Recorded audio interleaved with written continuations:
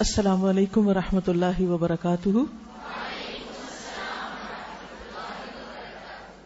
نحمده ونصلي على رسوله الكريم اما بعد فاعوذ بالله من الشيطان الرجيم بسم الله الرحمن الرحيم رب اشرح لي صدري ويسر لي امري واحلل عقدة من لساني يفقهوا قولي.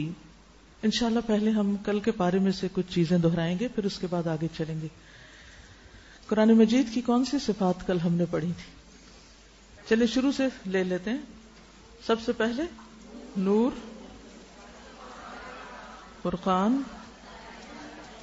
ہدایت، شفا، رحمت، مبارک، مبین، عزیز، مجید، عظیم، حکیم، نصیحت آموز کتاب، خوشخبری دینے والی، ڈرانے والی، یقینی کتاب بغیر شک و شبہ کے، باطل سے محفوظ، فصیح و بلیغ، عاجز کر دینے والی.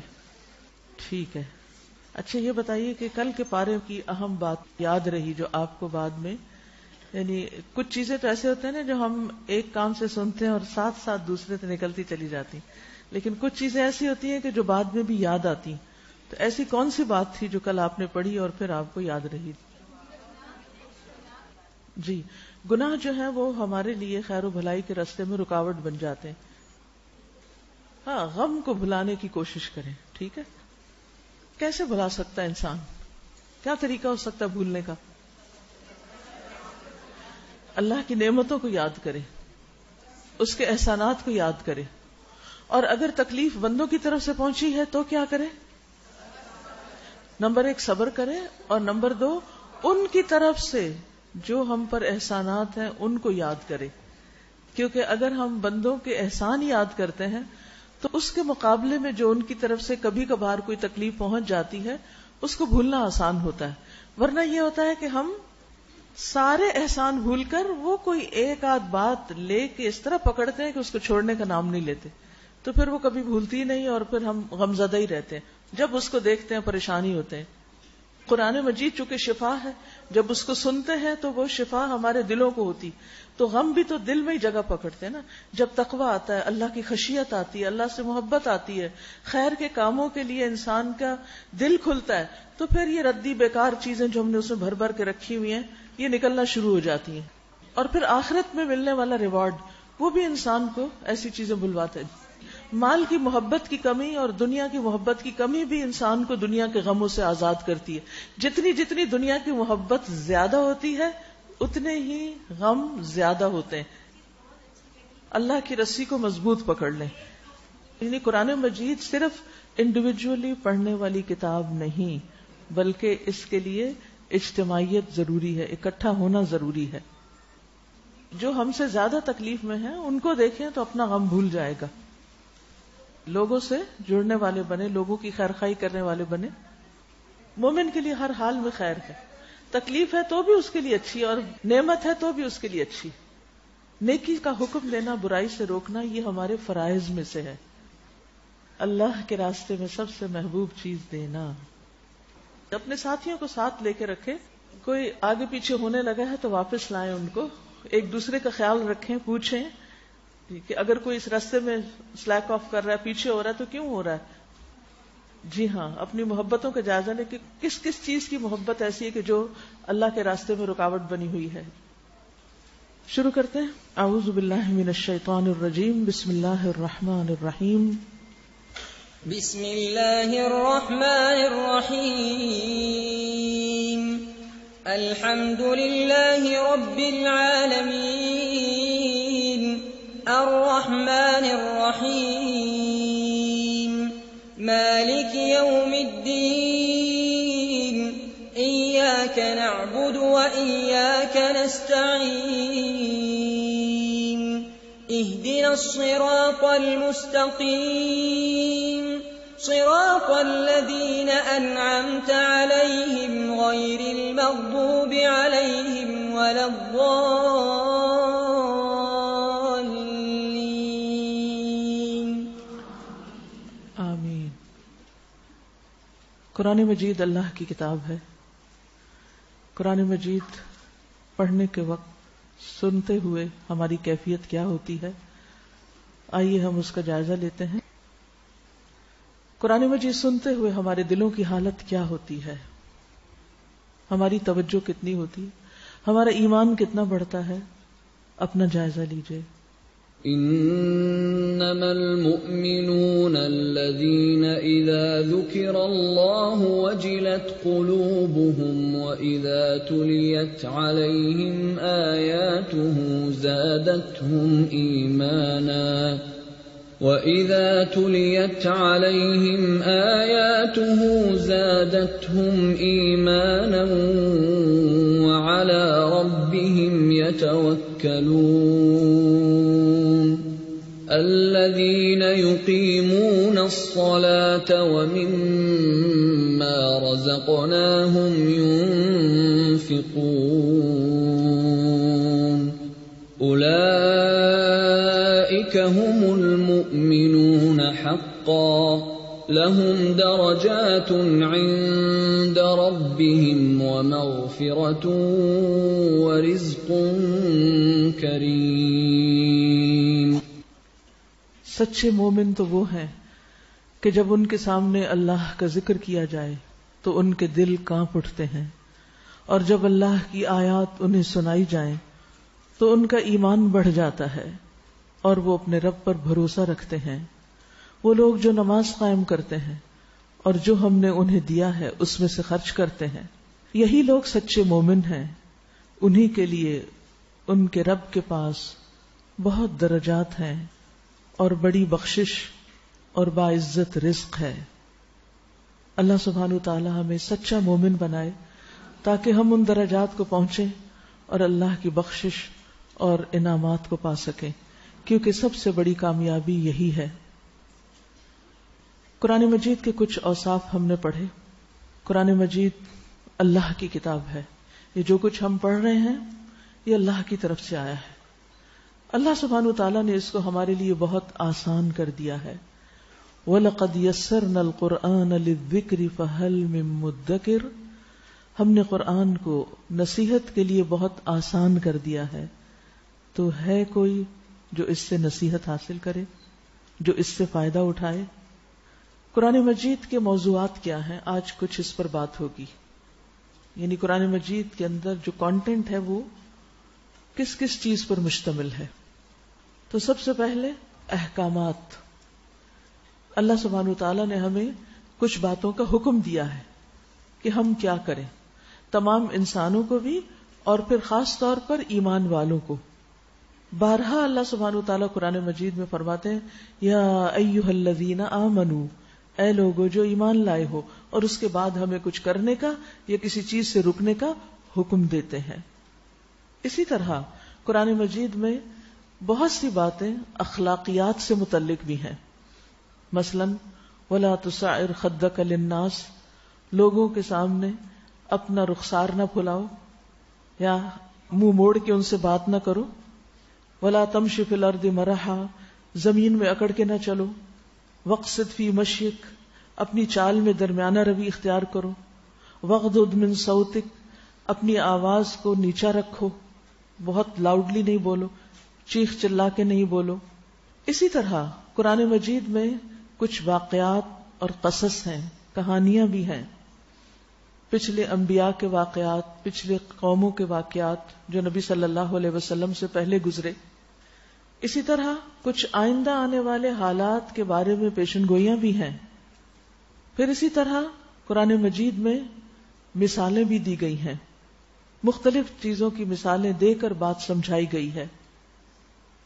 تو گویا قرآن مجید صرف کسی ایک خاص ٹاپک پر کتاب نہیں، بلکہ اس میں مختلف چیزیں ہیں.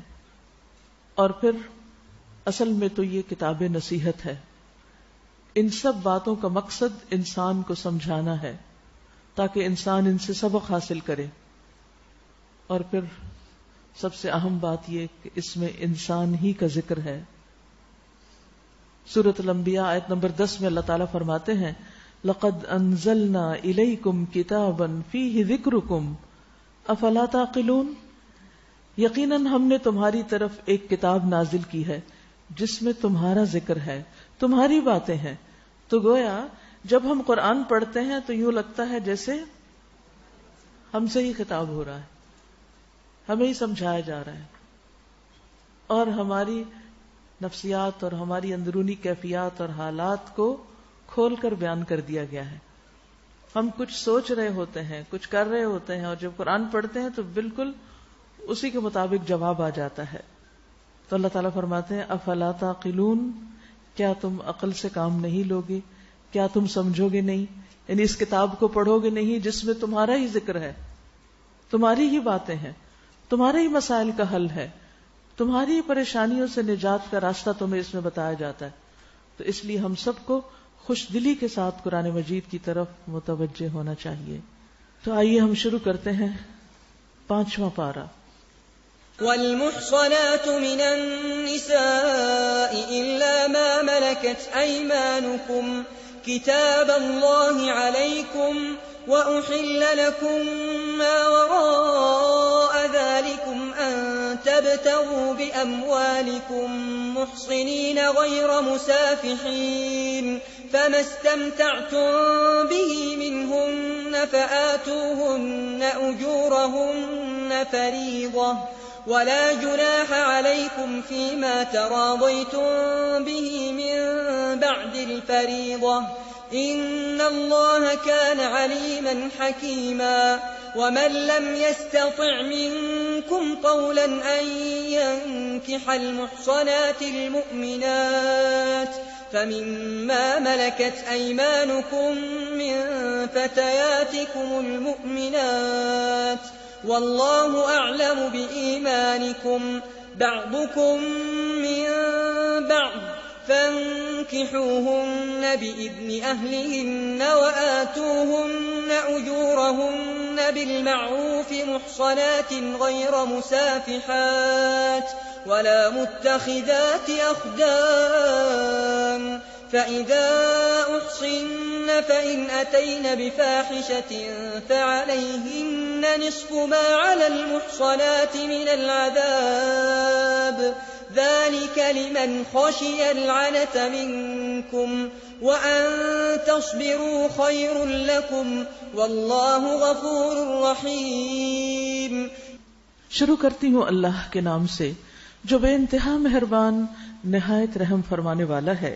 والمحصنات من النساء إلا ما ملكت أيمانكم كتاب الله عليكم وأحل لكم ما وراء ذلكم أن تبتغوا بأموالكم محصنين غير مسافحين.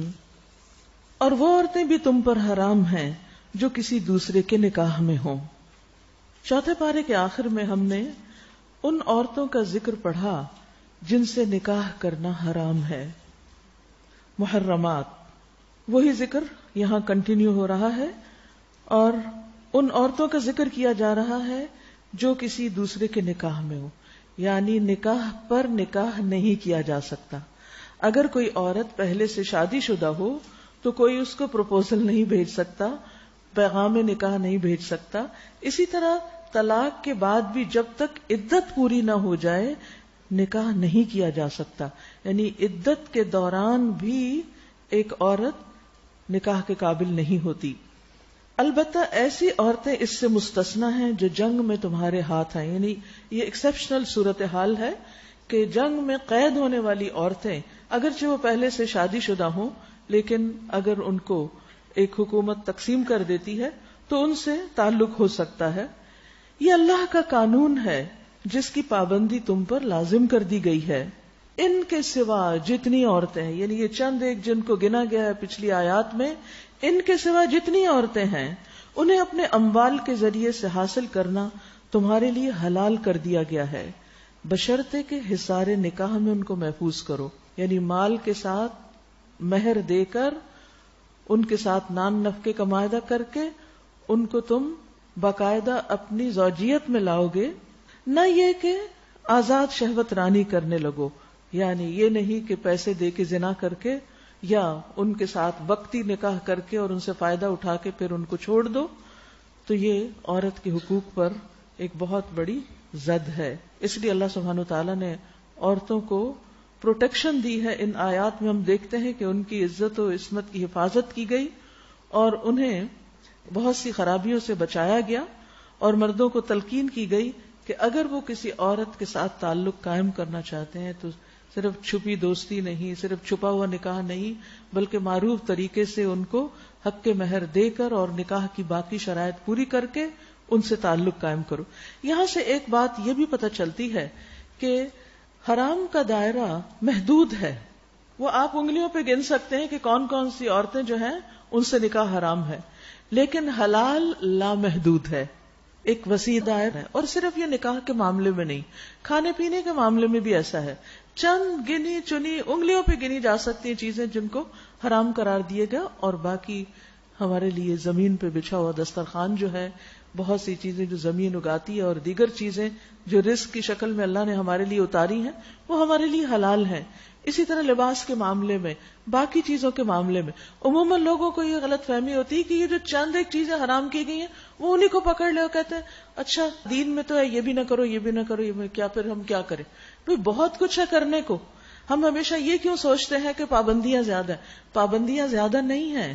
یہ ایسے ہی ہے جیسے آپ سڑک پر جاتے ہیں اور چند ایک اشارے آتے ہیں اور باقی سڑک تو کھلی ہے، گاڑیاں دوڑائیں آپ اپنی، لیکن ہم جتنی مرضی دیر تک گاڑی دوڑاتے رہیں ہم خوش رہتے ہیں، اور اگر ایک اشارہ آ جائے، ایک پابندی آ جائے تو ہم بولنا شروع کر دیتے ہیں اوہ پھر ریڈ لائٹ آ گئی، پھر رکنا پڑ گیا. تو انسانی نفس پر پابندیاں بھاری ہوتی ہیں، لیکن انسان مثبت طریقے سے سوچے کہ پابندیاں کم ہیں اور حلال کا دائرہ بہت وسیع ہے، اور یہ اللہ سبحانہ وتعالی کی رحمت اور مہربانی ہے ہم سب پر. پھر فرمایا فَمَسْتَمْتَعْتُمْ بِهِ مِنْهُنَّ فَآتُوهُنَّ أُجُورَهُنَّ فَرِيضًا، پھر جو ازدواجی زندگی کا لطف تم ان سے اٹھاؤ اس کے بدلے ان کے مہر بطور فرض ادا کرو. یعنی مہر کی ادائیگی مرد پر فرض ہے. یہ صرف زبانی کہنے کی بات یا صرف نکاح نامے میں لکھنے والی بات نہیں، یہ ایک قرض ہے اس کے ذمہ جو اسے ادا کرنا ہوگا، اور اگر وہ اس کے بغیر فوت ہو گیا تو اللہ کے ہاں پوچھ ہوگی. البتہ مہر کی قرارداد ہو جانے کے بعد آپس کی رضامندی سے تمہارے درمیان اگر کوئی سمجھوتا ہو جائے تو اس میں کوئی حرج نہیں. اللہ علم والا حکمت والا ہے. اور جو شخص تم میں سے اتنی قدرت نہ رکھتا ہو کہ خاندانی مسلمان عورتوں یعنی محسنات سے نکاح کر سکے، اسے چاہیے کہ تمہاری ان لونڈیوں میں سے کسی کے ساتھ نکاح کر لے جو تمہارے قبضہ میں ہوں اور مومنہ ہوں. اللہ تمہارے ایمانوں کا حال خوب جانتا ہے. واللہ اعلم بایمانکم، ایمان کے معاملے میں انسان کو ظاہر پر معاملہ کرنا چاہیے. کسی انسان کا باطن کیا ہے، اس کے اندر ایمان کا درجہ کیا ہے، یہ اللہ کے سپرد کر دیں. آپ کسی بھی شخص کو جو لا الہ الا اللہ کہتا ہے اس کو کافر نہ کہیں، اور یہ نہ کہیں ہم تو بے ایمان ہوں. آپ دیکھیے کہ یہ کتنا عام جملہ بولتے ہیں، فلاں بڑا بے ایمان ہے. نہیں، بے ایمان نہیں. ایمان اگر کوئی لا الہ الا اللہ کہتا ہے اس کے اندر ہے یا نہیں، وہ منافق ہے، وہ سچا مومن ہے، بہت اعلیٰ درجے کا مومن ہے، ہمیں اس سے غرض نہیں. ہمیں معاملہ کرنا ہے سامنے پر. اگر وہ لا الہ الا اللہ پڑھتا ہے اور وہ فوت ہو جاتا ہے تو اس کا جنازہ بھی پڑھا جائے گا، اس کے لیے دعا بھی کی جائے گی، سارے وہ ریچولز ہوں گے جو کسی مسلمان کے لیے ہوتے ہیں. تو ہمیں اس میں ظاہر کو لینا ہے، کیونکہ واللہ اعلم بایمانکم، ہمارے ایمان کا حال تو اللہ ہی بس جانتا ہے. ہم تو اپنے ایمان کا حال بھی نہیں پوری طرح جانتے. ہمیں تو یہ بھی نہیں پتا کہ ہم ایمان کے کس درجے پر ہیں، تو ہم کسی کے ایمان کے بارے میں کیا کہہ سکتے ہیں. اسی طرح ایسی خواتین جو نان مسلمز تھیں، پھر مسلمانوں کے ہاتھ آئیں اور پھر انہوں نے اپنے اسلام کا اظہار کر لیا، تو ان سے بھی نکاح ہو سکتا ہے. اصل میں عربوں میں باندیوں کے ساتھ، کنیزوں کے ساتھ نکاح کرنا معیوب سمجھا جاتا تھا، اور ان کی جو اولاد ہوتی تھی ان عورتوں سے اس کو حجین کہا جاتا تھا. یعنی ان کو وہ سٹیٹس حاصل نہیں ہوتا تھا جو آزاد عورتوں کے بچوں کو حاصل ہوتا تھا. تو یہاں پر یہ سمجھایا گیا کہ تم سب آدم کی اولاد ہو، اور ایمان کا رشتہ جو ہے وہ سب سے بڑا رشتہ ہے. تم اس کو سامنے رکھو اور لوگوں کے باطن کے پیچھے نہ پڑو، اور لوگوں کو اس پہ نہ پرکھو کہ اس کا سٹیٹس کیا ہے، یہ دیکھو کہ اس کا ایمان یا اس کا ظاہری عمل کیسا ہے. پھر فرمایا تم سب ایک ہی گروہ کے لوگ ہو، یعنی آدم کی اولاد ہو، لہذا ان کے سرپرستوں کی اجازت سے ان کے ساتھ نکاح کرو اور معروف طریقے سے ان کے مہر ادا کرو، یعنی ان کا مہر بھی دینا ہوگا. یہ مت سوچو کہ کون پوچھنے والا ہے، اگر ان کو نہ بھی دیں تو کوئی بات نہیں، تاکہ وہ حصار نکاح میں محفوظ محسنات ہو کر رہیں، آزاد شہوت رانی نہ کرتی پھریں اور نہ چوری چھپے آشنائیاں کریں. یعنی اگر ان خواتین کو ایسے ہی چھوڑ دیا گیا معاشرے کے اندر تو پھر اس سے بہت سی خرابیاں پھیلیں گی، لہٰذا انہیں کہیں نہ کہیں کسی کے ذمے ہونا چاہیے. پھر جب وہ حصار نکاح میں محفوظ ہو جائیں اور اس کے بعد کسی بدچلنی کی مرتکب ہوں تو ان پر اس سزا کی بنسبت آدھی سزا ہے جو خاندانی عورتوں محسنات کے لیے مقرر ہے، کیونکہ ان کو وہ پروٹیکشن حاصل نہیں جو خاندانی عورت کو ہوتی ہے. یہ سہولت تم میں سے ان لوگوں کے لیے پیدا کی گئی ہے جن کو شادی نہ کرنے سے بندے تقوی کے ٹوٹ جانے کا اندیشہ ہو، یعنی انہیں اپنے جذبات پر کنٹرول نہ ہو. تو اس صورت میں بہتر ہے کہ پھر وہ ایک غلام خاتون سے ہی نکاح کر لیں اگر کسی آزاد خاتون سے نہیں کر سکتے، کیونکہ اس دور میں عربوں کے ہاں آزاد خواتین کا ایک سٹیٹس ہوتا تھا، ان کا مہر بھی زیادہ ہوتا تھا، ان کی طرف سے شرائط بھی بہت ہوتی تھی جو ہر ایک کے لیے پورا کرنا ممکن نہیں ہوتی تھی. لیکن اگر تم صبر کرو تو یہ تمہارے لیے بہتر ہے، اور اللہ بخشنے والا اور رحم فرمانے والا ہے. یرید اللہ لیبین لکم ویہدیکم سنن الذین من قبلکم ویتوب علیکم واللہ علیم حکیم. اللہ چاہتا ہے کہ تم پر ان طریقوں کو واضح کرے اور انہی طریقوں پر تمہیں چلائے جن کی پیروی تم سے پہلے گزرے ہوئے نیک لوگ کرتے تھے. وہ اپنی رحمت کے ساتھ تمہاری طرف متوجہ ہونے کا ارادہ رکھتا ہے، وہ علیم بھی ہے اور دانا بھی ہے. ہاں اللہ تو تم پر رحمت کے ساتھ توجہ کرنا چاہتا ہے، مگر جو لوگ اپنی خواہشات کی پیروی کر رہے ہیں وہ چاہتے ہیں کہ تم راہ راست سے ہٹ کر دور نکل جاؤ. اللہ تم پر سے پابندیوں کو ہلکا کرنا چاہتا ہے کیونکہ انسان کمزور پیدا کیا گیا ہے.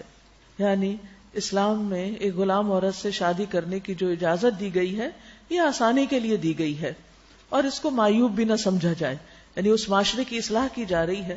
آج بھی آپ دیکھیں کہ ہمارے ہاں یہ جو ذات پات کے بندھن ہیں، اچھا کہاں رشتہ کیا ہے، کس خاندان میں کیا ہے، خواہ کوئی انتہائی دیندار بھی ہو، پڑھا لکھا بھی ہو، دنیاوی اعتبار سے بھی اچھا ہو، محض خاندان کے نام سے کسی کو بڑا اور کسی کو چھوٹا قرار دے دیتے ہیں. حالانکہ انسان کو پرکھنے کا صرف ایک یہی معیار نہیں، انسان کو اس کی کوالٹیز کی بنا پر دیکھا جانا چاہیے. تو بہرحال ہمارا دین آسان ہے. اللہ سبحانہ وتعالیٰ نے نبی صلی اللہ علیہ وسلم کے ذریعے ان تمام پابندیوں کو ختم کرا دیا جو پچھلے لوگوں نے یا تو خود اپنے اوپر ڈال لی تھی یا پھر ان کے گناہوں اور غلطیوں اور سرکشیوں کی وجہ سے ان پر ان کی شریعت میں کچھ سختیاں عائد کی گئی تھی. تو نبی صلی اللہ علیہ وسلم جب یہ اصلاحات کر رہے تھے تو ان لوگوں کو بہت مشکل ہوئی کہ وہ تبدیلیاں ان کو گوارا نہیں تھی. وہ پرانے رسم و رواج پر خواہ وہ کتنے ہی مشکل تھے ان پر جمے رہنے کو پسند کرتے. آج بھی آپ دیکھیں کہ کتنی ایسی رسمیں ہیں جن کو نبھانے میں بڑی مشقت ہے، بہت سا وقت، پیسہ اور محنت کا ضیاع ہے، لیکن صرف اس لیے ہم ان کو کرتے ہیں کہ وہ طریقے ہمارے آباء و اجداد سے چلے آ رہے ہیں. ہم یہ بھی نہیں دیکھتے کہ وہ ہمارے دین کے موافق مطابق بھی ہیں یا نہیں، صرف اس لیے کہ لوگ کیا کہیں گے کہ انہوں نے آباء و اجداد کا طریقہ چھوڑ دیا. یعنی لوگوں کی باتیں سننے سے ہمیشہ ڈر لگتا ہے. تو اللہ سبحانہ تعالیٰ اسی خوف کو دور کر رہے ہیں کہ جو لوگ اپنی خواہشات کی پیروی کرتے ہیں وہ چاہتے ہیں کہ تم بھی انہی کی طرف جھک جاؤ، تم بھی انہی جیسے کام کرو، اور جب ان کے طریقے چھوڑ کر تم دین کا طریقہ اختیار کرتے ہو تو وہ تم پر اعتراض کرتے ہیں. ایسے اعتراضات کو بہت اہمیت نہیں دینی چاہیے. ہر انسان کو سوچ سمجھ کر اپنی زندگی میں کچھ اصول بنانے چاہیے جن پر اس کی کامیابی کا انحصار ہے، دنیا کی بھی اور آخرت کی بھی. اپنی زندگی کو دوسروں کے حوالے نہیں کر دینا چاہیے کہ وہ ہمیں رول کریں اور ہم ان کی خواہشات پر چلیں. آج آپ دیکھیں ہم سب کسی نہ کسی درجے میں تھوڑا یا زیادہ معاشرے کی لگائی ہوئی پابندیوں میں جکڑے ہوئے ہیں. ہمیں لباس پہننا ہے تو ان کی پسند کے مطابق، ہمیں شادی کرنی ہے تو ان کی پسند کے مطابق، ہمارا اٹھنا بیٹھنا رہن سہن چاہے ہم مشکل میں ہو لیکن ہمیں یہ ضرور دیکھنا ہے کہ لوگ کس چیز کو اپروو کرتے ہیں اور کس کو ڈس اپروو کرتے ہیں، اور یہ ہم بھول جاتے ہیں کہ ہمارا رب کیا چاہتا ہے اور اللہ کے نزدیک پسندیدہ چیز کیا ہے اور کیا نہیں. ہمیں یہ پتہ چل بھی جاتا ہے کہ اللہ سبحانہ وتعالی اس طریقے کو پسند نہیں کرتے، لیکن صرف اس لیے کیے چلے جاتے ہیں ہم وہ کہ ہم لوگوں کو فیس نہیں کر سکتے. تو اس کا حل یہ ہے فلا تخشوہم واخشونی، ان سے نہ ڈرو، اللہ سے ڈرو. یا ایھا الذین آمنوا، اے لوگو جو ایمان لائے ہو، لا تأکلوا اموالکم بینکم بالباطل، آپس میں ایک دوسرے کے مال باطل طریقوں سے نہ کھاؤ. لین دین ہونا چاہیے آپس کی رضامندی سے، یعنی کسی کا مال مت ہتھیاؤ کسی بھی غلط طریقے سے، چوری، ڈاکہ، غصب، خیانت، رشوت، سود، یہ سب باطل طریقے ہیں. ہاں پسندیدہ کیا ہے کہ آپس کی رضامندی سے لین دین ہو، تجارت ہو، اور اپنے آپ کو قتل نہ کرو، خودکشی حرام ہے. ان اللہ کان بکم رحیما، یقین مانو اللہ تمہارے اوپر مہربان ہے. بعض اوقات انسان حالات سے تنگ آ کر سوچتا ہے کہ میں اپنے آپ کو ختم کر دوں تو میری مشکلات ختم ہو جائیں گی. یاد رکھیے یہ بہت بڑا دھوکہ ہے. انسان جب اپنے آپ کو خود ہلاک کرتا ہے، چاہے زہر پی کے، چاہے کسی آلے سے اپنے آپ کو ختم کرے یا کچھ بھی طریقہ اختیار کرے، اور وہ یہ سمجھے کہ ایک دفعہ مر گئے تو ان سارے مسائل سے جان چھوٹ جائے گی، تو یہ اس کی بہت بڑی بھول ہے. جس چیز سے اللہ نے ہمیں روکا ہے اس چیز کو کرنے کے بعد انسان صرف پریشانیاں مول لے سکتا ہے. اس کے لیے آئندہ کی زندگی مسلسل عذاب کا نمونہ ہوگی. حدیث میں آتا ہے کہ جو شخص جس چیز سے اپنے آپ کو مارتا ہے وہ جہنم میں مسلسل اپنے آپ کو اسی چیز سے ہی ختم کرتا رہے گا. وَمَن يَفْعَلْ ذَلِكَ عُدْوَانًا وَظُلْمًا فَسَوْفَ نُصْلِيهِ نَارًا، جو شخص ظلم اور زیادتی کے ساتھ ایسا کرے گا اس کو ہم ضرور آگ میں جھونکیں گے، اور یہ اللہ کے لیے کچھ بھی مشکل کام نہیں. اگر تم ان بڑے بڑے گناہوں سے پرہیز کرتے ہو، یعنی کبیرہ گناہوں سے جن سے تمہیں منع کیا جا رہا ہے، تو تمہاری چھوٹی موٹی برائیوں کو ہم تمہارے حساب سے ساقط کر دیں گے. اب یہ بڑے گناہ کون سے ہیں جن کو نبی صلی اللہ علیہ وسلم نے بڑا گناہ کہہ کے ہمیں بتایا ہے؟ اس پر کتابیں بھی لکھی گئی ہیں اور وہ پوری فہرستیں موجود ہیں جن سے ہمیں پتہ چلتا ہے کہ کون کون سے گناہ کبائر میں شمار ہوتے ہیں. اگر انسان کبیرہ گناہوں سے بچتا ہے تو چھوٹی موٹی غلطیوں سے اللہ تعالیٰ درگزر فرمائیں گے. وَنُدْخِلْكُمْ مُدْخَلًا كَرِيمًا، اور ہم تمہیں عزت کی جگہ پر داخل کریں گے. وَلَا تَتَمَنَّوْا مَا فَضَّلَ اللَّهُ بِهِ بَعْضَكُمْ عَلَى بَعْضٍ، اور جو کچھ اللہ نے تم میں سے کسی کو دوسرے کے مقابلے میں زیادہ دیا ہے اس کی تمنا نہ کرو. انسان خود کو ملنے والی نعمتوں پر غور کرے، اپنی صلاحیتوں کو پہچانے، اپنے ٹیلنٹ کو پہچانے. ہمارے پاس کیا ہے، ہمارے وسائل کیا ہیں، ہماری چادر کتنی ہے، اس کو دیکھ کر اپنی زندگی کی پلاننگ کرے، اور اس سے بچے کہ انسان دوسرے کی طرف دیکھتا رہے کہ اس کے پاس کیا ہے اور اس کے پاس کیا ہے، اور دوسروں سے اپنے آپ کو کمپیئر کرتا رہے.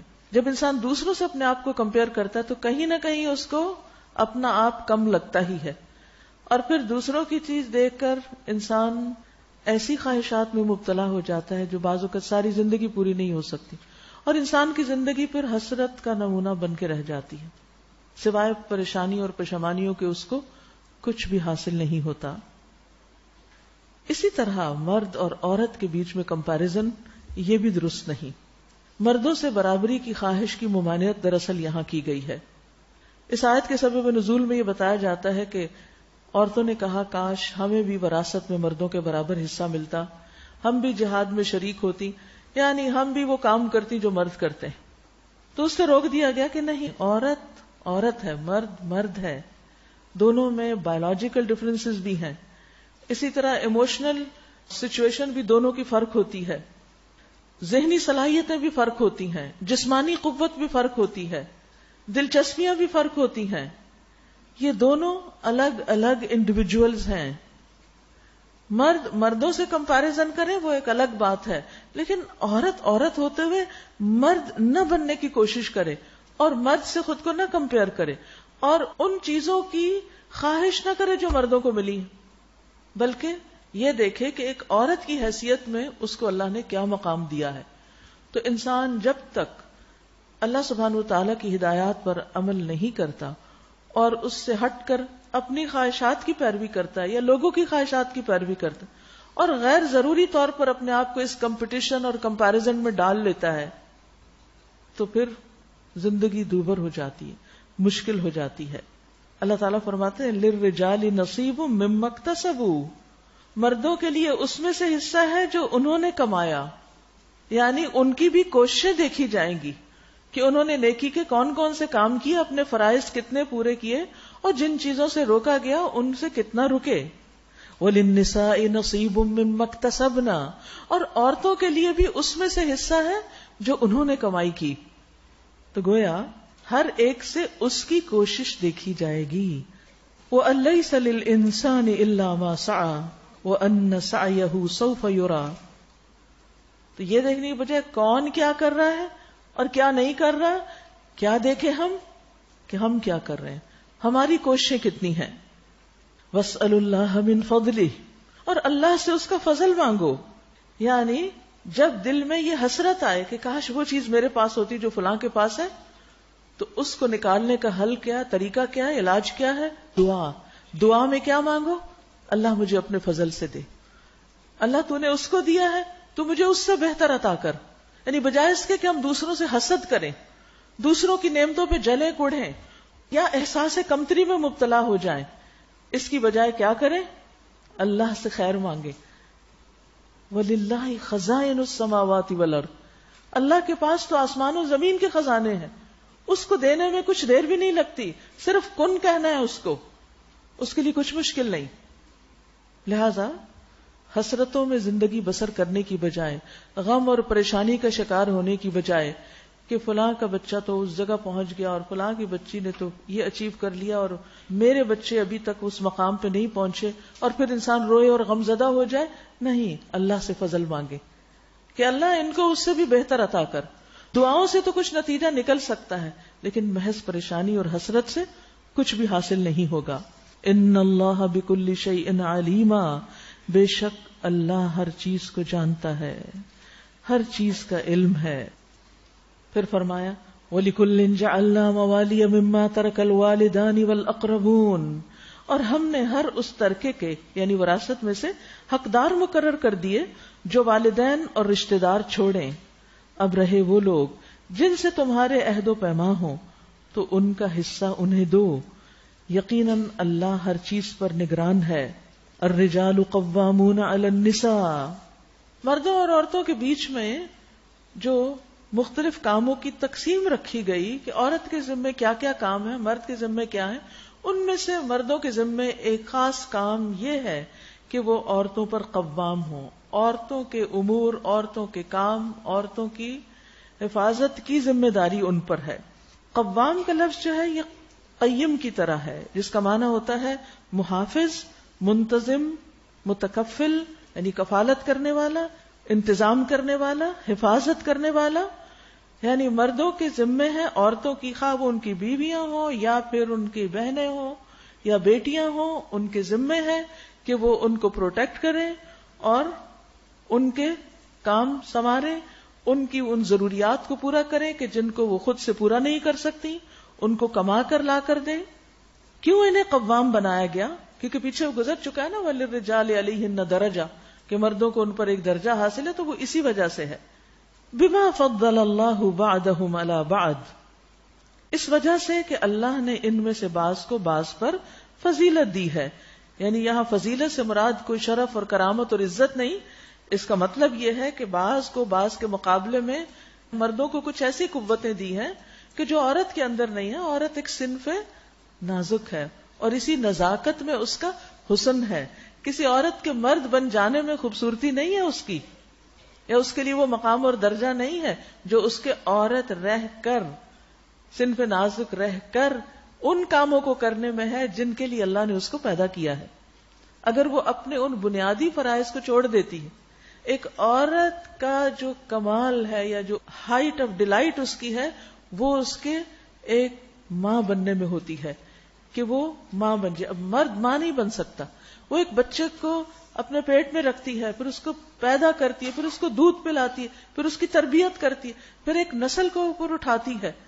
اگر ایک عورت اس کام کو فضول کام سمجھتی ہے اور ایک بیکار کام سمجھتی ہے اور اس کوشش کو حقیر سمجھتی ہے تو وہ دراصل فطرت سے ہٹ رہی ہے. اگر وہ ان سب چیزوں کو چھوڑ کر مرد کی طرف صرف مشین بن جائے اور صرف باہر جا کے کام ہی کرتی رہے تو اس کی زندگی کیا زندگی کہ کوئی اس سے محبت کرنے والا نہیں, کوئی اس کا خیال رکھنے والا نہیں, کوئی اس کے لیے کما کے لانے والا نہیں, کوئی اس کی ذمہ داریاں پوری کرنے والا نہیں, اس کے لیے وہ بچے نہیں جن کے ساتھ وہ شفقت اور محبت کا سلوک کرے اور جن پر وہ اپنی ممتا قربان کرے اور وہ واقعی انجوائے کرے ان سارے جذبات کے ساتھ جن کو اللہ نے اس کے اندر رکھا ہے. تو پھر وہ زندگی کیا زندگی ہوئی؟ تو اس لیے عورت کو مرد بننے کی بجائے عورت رہ کر اپنے کاموں کو اچھے طریقے سے پورا کرنا چاہیے اور ان سب کاموں کو اجر و ثواب کا باعث سمجھنا چاہیے. اب آپ دیکھیے کہ آج کل عام طور پر جب بھی کوئی لڑکی پریگننٹ ہوتی ہے وہ پریشان ہو جاتی ہے کہ میرے پہ آنے لگی ہے ایک مصیبت. بچوں کی پیدائش ایک مصیبت لگتی ہے, بچوں کو پالنا, بچوں کو بڑا کرنا, ان کو جس طرح ڈانٹ رہے ہوتے, جس طرح ان کے ساتھ بدسلوکی ہو رہی ہوتی. یقین مانے مجھے آج کے دور میں بچے جو ہیں وہ سب سے زیادہ مظلوم لگتے ہیں, جو ماؤں کی توجہ سے محروم ہو گئے ہیں کیونکہ ماؤں نے اس کام کو چھوٹا سمجھ لیا. حالانکہ عورت کو مرد پر 3 درجے فضیلت کب حاصل ہوتی ہے؟ جب وہ ماں بنتی ہے. تو جس چیز کو اللہ نے اتنا بڑا درجہ اور مقام دیا, ہمارے معاشرے نے کس بھول میں اس کام کو حقیر سمجھ لیا اور چھوٹا سمجھ لیا یا بیکار سمجھ لیا. بچوں کو پالنے پوسنے میں جو بھی تکلیفیں آئیں یا جو بھی کوئی پریشانیاں ہوں وہ اجر اور حسنات کا باعث ہے. یعنی کہ وَلِلرِّجَالِ نَصِيبٌ مِّمَّا اكْتَسَبُوا, مردوں کے لیے اس میں سے حصہ جو انہوں نے کمائی کی, ان کے اوپر ذمہ داری, جاؤ باہر کماؤ, تجارت کرو, جاب کرو, کام کرو, محنت کرو, اور پھر آ کے بیوی کو بچوں کو کھلاؤ. یہ ہے اس کے لیے اجر کی بات. اور اگر وہ اس میں کوتاہی کرتا ہے تو پکڑا جائے گا. عورت جو ہے اس کے ذمہ کیا ہے کہ نسلوں کو پروان چڑھاؤ. یہ ہے اس کے لیے اجر کا میدان, یہ ہے اس کے لیے بلندی کا مقام. تو اپنے فیلڈ سے ہٹنا اور اس کام کو بیکار سمجھنا یہ فطرت سے دور ہونا ہے. اس لیے اللہ سبحانہ وتعالی نے مردوں کو ذمہ داری دی اور پھر ان کو جو فضیلت یا درجہ دیا وہ اس بنا پر کہ وہ عورتوں کے لیے محنت کر کے کما کے لائیں. وَبِمَا أَنفَقُوا مِنْ أَمْوَالِهِمْ, اور اس وجہ سے کہ وہ اپنے مالوں میں سے خرچ کرتے ہیں. مال کسی پہ خرچ کرنا کوئی آسان کام نہیں ہوتا. یعنی انسان کے اندر ایک بخل رکھ دیا گیا ہے, مال کا خرچ کرنا اس کے لیے مشکل ہوتا ہے. تو آپ دیکھیے کہ کس طرح مرد حضرات کیسی کیسی محنتیں کرتے ہیں. آپ کسی بھی سڑک پہ چلے جائیں نا, کیسی کیسی دکانیں ہوتی ہیں, میں کبھی دیکھتی ہوں یہ ٹائروں کی دکانیں اور مشینوں کی اور پتہ نہیں کس کس چیز کی. سوچیے یہ سارا دن یہ سڑک پہ مرد بیٹھتے ہیں اور اتنی گاڑیوں کا دھواں کھاتے ہیں اور اتنے پسینے بہاتے ہیں اور کیسی کیسی ٹینشن بھول لیتے ہیں, اور شام کو جب کچھ کما کے لا کے بیوی کے ہاتھ پہ رکھتے ہیں وہ منہ بسور کے بیٹھی ہوتی ہے کہ بچوں نے بہت تنگ کیا مجھے. وہ کہاں گھر میں بچوں کا تنگ کرنا اور کہاں وہ بازار میں اتنی مصیبتیں اٹھانا. تو قدر کرنا چاہیے, احسان ماننا چاہیے, شکر گزار ہونا چاہیے. ان کی جگہ پر جا کے دیکھنا چاہیے کہ وہ کس مشقت سے گزرتے ہیں, کس کس ٹینشن سے گزرتے ہیں. تو اس لیے مرد جو عورتوں پہ خرچ کرتے ہیں اس بنا پر اللہ نے ان کو فضیلت دی اور یہاں سے ان کا درجہ اور اجر شروع ہوتا ہے. فالصالحات قانتات, عورتوں کی خوبی کیا ہے؟ نیک عورتیں کون ہوتی ہیں؟ قانتات, فرما بردار ہوتی ہیں, اللہ کی بھی اپنے شوہروں کی بھی. اور کیا ہوتی ہیں؟ حافظات للغیب بما حفظ اللہ, مردوں کے پیچھے اللہ کی حفاظت اور نگرانی میں ان کے حقوق کی حفاظت کرتی ہیں. یعنی ہر اس چیز کی حفاظت کرتی ہیں جو ان کے شوہر کی آنکھوں سے اوجھل ہو. اس میں ان کی اپنی حفاظت, اپنی عزت کی حفاظت, مال کی حفاظت, گھر کی حفاظت اور شوہر کے رازوں کی حفاظت. یعنی شوہر اور بیوی کے درمیان جو سیکرٹس ہیں ان کی حفاظت.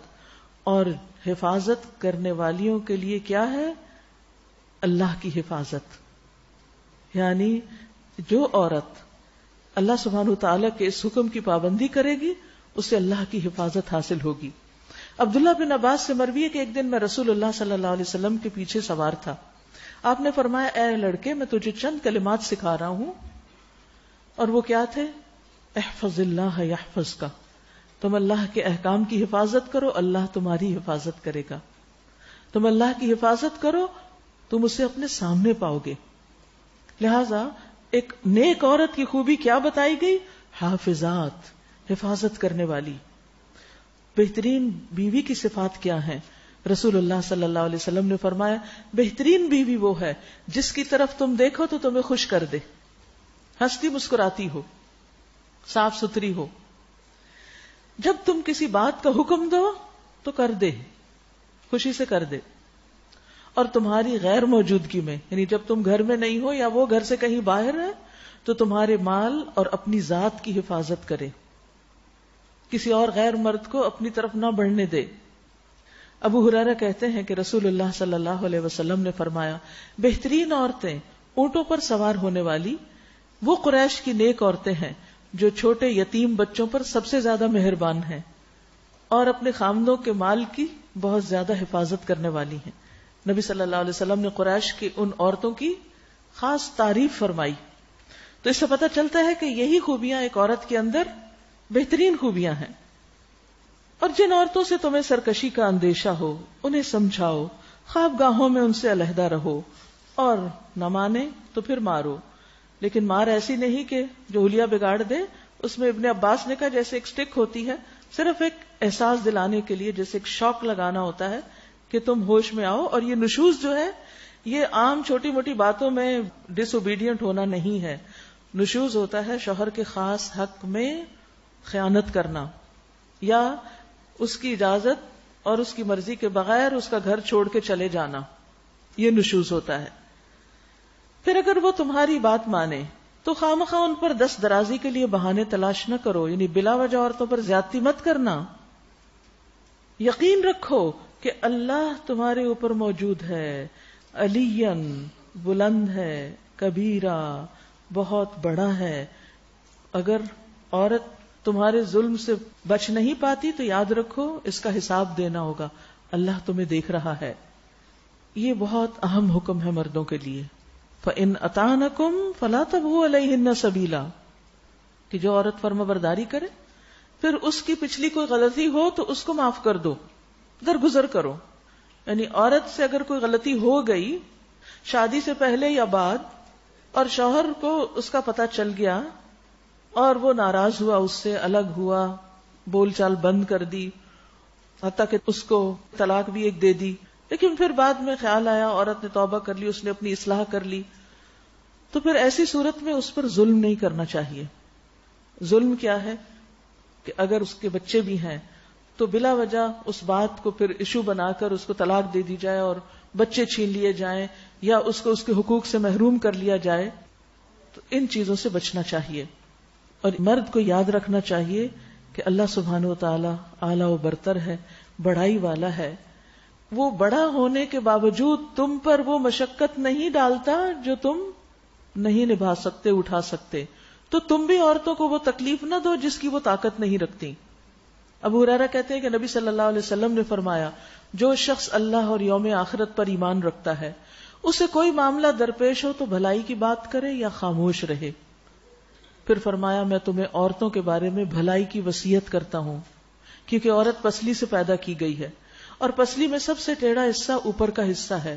اگر تم اسے سیدھا کرنا چاہو گے تو اسے توڑ ڈالو گے اور اگر اسے چھوڑ دو گے تو وہ ایسی ہی رہے گی. اس لیے میں تمہیں عورتوں کے بارے میں اچھے سلوک کی وصیت کرتا ہوں. یعنی اگر عورت سے تمہیں کوئی شکایت بھی ہے یا اس کے رویے میں کچھ ایسی چیز ہے کہ جو تمہیں ناپسند ہے تو درگزر کرو. زندگی کی گاڑی ہمیشہ اس طرح نہیں چلتی کہ بالکل سموتھ رائڈ ہو. آپ دیکھیں کتنی بھی اچھی سڑک ہو کہیں نہ کہیں بریک لگا کے جرکس لگتے ہی ہیں.